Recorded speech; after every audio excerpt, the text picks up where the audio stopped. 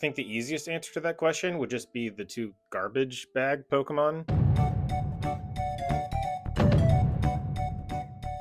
Hey everyone, Kyle from Cosplays from Trash, and you may notice that this video isn't directly related to cosplay. And one of my favorite things in the world is Pokemon. I often think about the Pokemon that no one really thinks about. If you haven't heard of Pokemon, it's like the biggest franchise in the world because I like trash and things that are often discarded. And the coalescence of Pokemon and trash and what Pokemon is considered garbage is all this begs the question, which Pokemon does Big Pikachu not care about at all?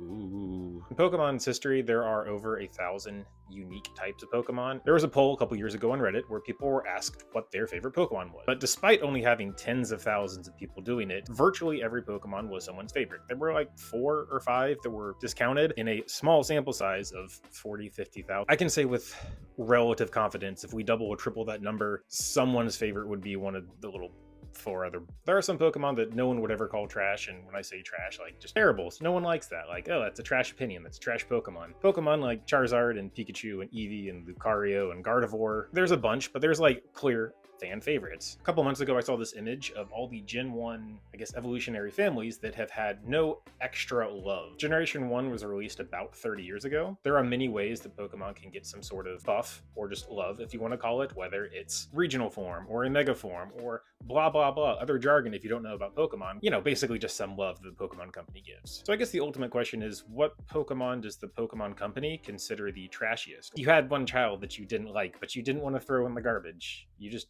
called them garbage. That's terrible. So I'm curious what Pokemon people think that the Pokemon Company doesn't love, so go ahead and guess for the top 10. So in terms of making a top 10 list of the most unloved / trashiest Pokemon, this has nothing really to do with their aesthetics. This is purely, in the eyes of the Pokemon Company, what seems to be their least favorite Pokemon. First up is a Pokemon from Generation 1. Instead of saying this may surprise you, I'll just be surprised or don't. Despite being introduced in Generation 1, Venonat really had no presence. The 3 notable people in the anime that had a Venonat and used it: Koga, Tracy, and Go. Koga's daughter is presumed to have one, but it quickly drops off after that. I mean, some of the notable things in there is that Tracy's Venonat was used to find things, and that's like something memorable. It evolves into Venomoth, which is one of the Pokemon that hasn't really gotten any love since then. That's why it's on the list. The Pokemon Company is kind of like the child company of Game Freak, Nintendo, and Creatures. There's a lot of sharing and legal mumbo jumbo and percentages, but you can kind of think of those 3 companies as the parents who all have joint custody of a child that's pretty autonomous, aka the Pokemon Company, but technically, you know, still under its parents' roof. Okay, so back to this image of all the unloved Generation 1 Pokemon. Considering there's always new Pokemon updates with new forms and new games, etc., there is always a chance to highlight some new Pokemon. Over the 9 generations of Pokemon, we can kind of say the longer something has been around, the more love it quote-unquote deserves. So Pokemon that came out maybe 3 or 4 years ago, if it hasn't gotten much attention, well, it just came out, so like give it some time. But if a Pokemon's been around for 30 years and there's been no attention given to it, it's like, Pokemon Company, do you hate this one? Number 9 spot goes to the first Johto Pokemon on this list. There may be another one. Sunkern and Sunflora are just completely shafted in the games and the anime and everything. Outside of, I think it's Brassius's gym, you have to like go catch some Sunflora. I know I'm grasping for straws here, already bringing in its evolution, but the 2 notable things that I kind of thought about Sunflora is, 1, it's actually a really common background Pokemon because it's easy to draw. And so from Johto onwards, there's just a lot of Sunkern in the background. In the anime, it was used to demonstrate how a Sunstone is used. One thing that's kind of notable is like its abysmal stats. If you take out Wishiwashi, a Pokemon that kind of like gets better stats by getting to a different form, Sunkern does have the lowest base stat total. It is tied with Blippi, I think. It's almost infamous for being forgotten, and so I think that part of that makes it less forgettable. Because Pokemon is such a vast franchise, and in the early days of Pokemon, it was kind of free reign, do what you want. Pokemon just appeared everywhere, and it's just on a lot of stuff, both officially licensed and non-officially licensed. There's not really a great resource of every piece of Pokemon, both officially and unofficially licensed, merchandise or media that has appeared in the history of 30 years. There's a lot of things where you can get mostly accurate data, but for the most part, there's not a great way to see that. There are a couple sites like official Pokemon websites, places like Bulbapedia and Cerebi, that are really good for a lot of aggregated Pokemon data. You may be wondering how I created a list to, most loved to, kind of ignoring the child. Number 8 is going to be Drowsy. Despite Hypnode's evolution appearing relatively frequently, including one of my favorite scenes in Pokemon anime of all time, there really isn't a lot of attention given to Drowsy. First of all, it's a tapir, and tapirs are already weird looking. I mean, I like them. Drowsy does appear in some of the spin-off games like Mystery Dungeon, and oftentimes in like Pokemon Go, it'll be one of the psychic / Halloween Pokemon that's used in spooky times. It's appeared in the anime a couple times to cause some trouble, but really the most notable appearance of it is in one of the Pokemon Stadium games, where you try to hypnosis everyone else to sleep. The first way I did this was actually just do a character count of literally all of the pages on Bulbapedia, because that is one of the most expansive resources for all of the Pokemon's appearances and various digital media. This is a huge generalization, but typically a Pokemon's presence in the anime / the games / TCG directly translates to merchandise. Pokemon Company does try to give love to literally every Pokemon out there because they know someone's favorite, and especially things like plushies are just so darn collectible. For number 7 spot on this list, we're giving it to Doduo. Part of the reason why this Pokemon is not higher, even though it doesn't have a lot of appearances or usage or anything, is it's kind of known for its ridiculous motif of multiple heads fighting. It's one of the first Pokemon you see in Pokemon Snap. More recently, it was featured in Poke Earth, kind of a nature style documentary, and again, we're kind of scraping the bottom of the barrel, but there are some appearances like that. Additionally, Yellow in the manga, she has a Doduo, and she runs around on it. Do you see that we are really stretching here? So between Bulbapedia and Cerebi, and basically scraping a lot of information from those websites, and also trying to scrape via algorithm information from official Pokemon websites, the easiest way to do this was just kind of start ranking things by character count. The more stuff that is on all of the Pokemon pages, we can kind of say that that's how much love has been given out to that Pokemon. And so obviously at the bottom of this list, you're going to have things like Pikachu and Charizard. No one's surprised because there was just so much information and stuff about those Pokemon. Our number 6 spot goes to Cloyster. Cloyster had a huge drop off. It had some pretty notable early appearances, especially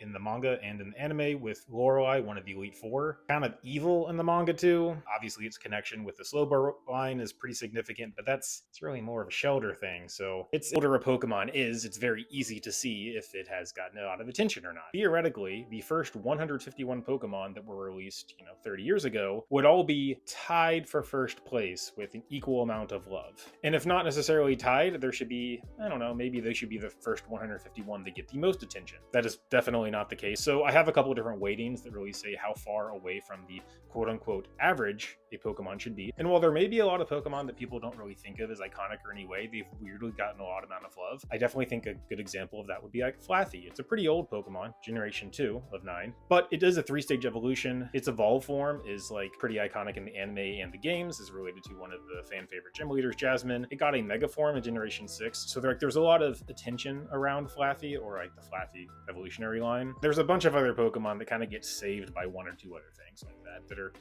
maybe a little bit older, but got some attention in the future. In our 5th spot, we have Execute, which is the pre-evolution of Executor. Executor does have 2 forms, which kind of by proxy elevates Execute a little bit, but it's still pretty high despite being one of the earliest Pokemon. Arguably the best VGC player of all time, Wolfie Glick, his favorite Pokemon is Executor. I'm really scraping the bottom of the barrel if I'm using like notable VGC characters and their favorites, and that's the evolution of this Pokemon. So it's in addition to those algorithms, I also did a decent amount of manual work. I will exclude every middle stage bug Pokemon. They often don't get much attention because they evolve so quickly. Pokemon like Kakuna and Metapod, sure, there's not a lot of information on them, there's not a lot of products on them, they don't show up that much. That's because they normally evolve into a Beedrill and a Butterfree very quickly. Beedrill got its own Mega Form, Butterfree got a Gigantamax form. They're ranking pretty far down here, but it's kind of not fair to put them in the top 10 because that list would be skewed towards middle stage bug evolution very specifically. Our number 4 spot goes to Dugong, which yes, is a evolution of a Pokemon, but it really isn't used very much.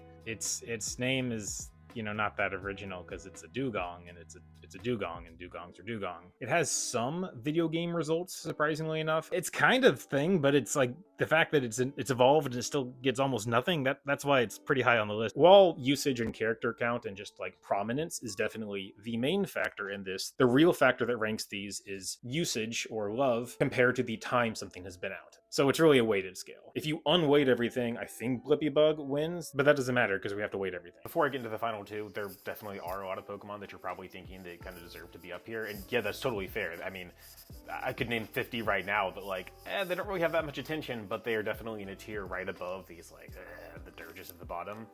So yeah, pretty unloved, but kind of in the tier right above a lot of these. Our number 3 spot goes to our second Johto Pokemon on this list, Ladybug. It's a ladybug. I didn't realize that it actually happened to be in the same position that I was for Sunkern, but a lot of the things apply to Ladybug that apply to Sunkern, where most things that I can think that are like, oh, it's purely Ladian. The number 2 entry may be a little shocking only because I think it's a relatively forgettable Pokemon.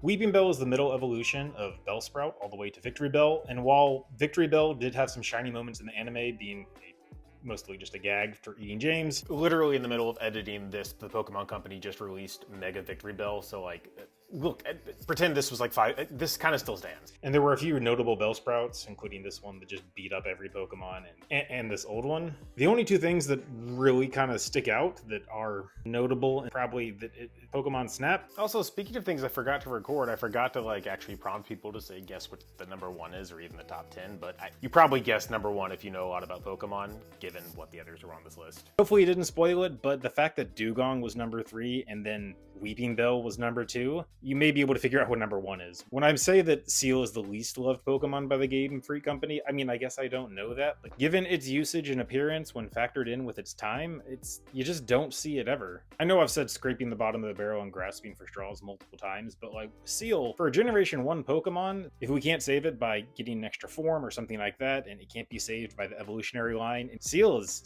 struggling. The most notable appearances of Seal, and this is basically the list. Price had a very sassy one. It was memorable because it was kind of sassy.